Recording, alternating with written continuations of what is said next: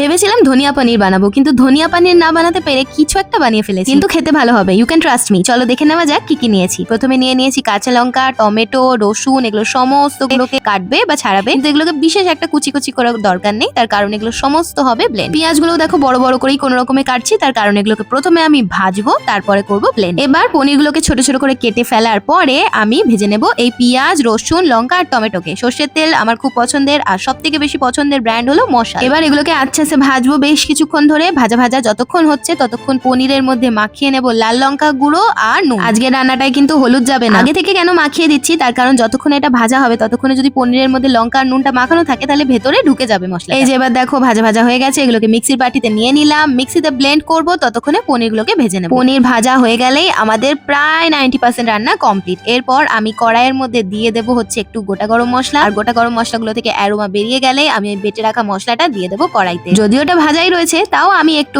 এটাকে আরেকটু কুক করে তোমরা চাইলে এর মধ্যে একটু মশলা অ্যাড করতে পারো। আমি এর মধ্যে দিলাম একটু জিরে গুঁড়ো, একটুখানি ব্ল্যাক পেপার গুঁড়ো আর নুন। বেশ আচ্ছা করে কুক হয়ে গেলে তারপর আমি দিয়ে দেবো এর মধ্যে জল আর ধনেপাতা কুচি। জলটা দেওয়ার পর যখন একটু ফুটে ফুটে আসবে তখন পনিরগুলোকে দিয়ে দেবো। যেহেতু বিশেষ কোনো মশলা নেই, তাই নুন মিষ্টিটা কিন্তু একটু চেখে নিতে হবে। কড়া কড়া নুন মিষ্টি না হলে খেতে খুব একটা টেস্ট লাগবে না। লাস্টে ঘি দেওয়ার পর এই যে দেখো আমাদের ধনিয়া পনির রেডি। আরেকটা জিনিস ইনফর্ম করে দিই, আমাদের রয়েছে একটা ছোট্ট ফুড হোম ডেলিভারি বিজনেস, যেখানে আমরা 200 জন পর্যন্ত অর্ডার নিয়ে থাকি। এছাড়া আমাদের কাছে সার্ভিসও অ্যাভেলেবল। তোমাদের যদি মনে হয় যে বসে খাওয়াবে, সেখানে গিয়েও কিন্তু আমরা সার্ভিস দিয়ে আসতে পারবো। আর এই নাচটা দেখে আন্দাজ করে নাও যে পনিরটা ঠিক কতটা টেস্টি হয়েছে।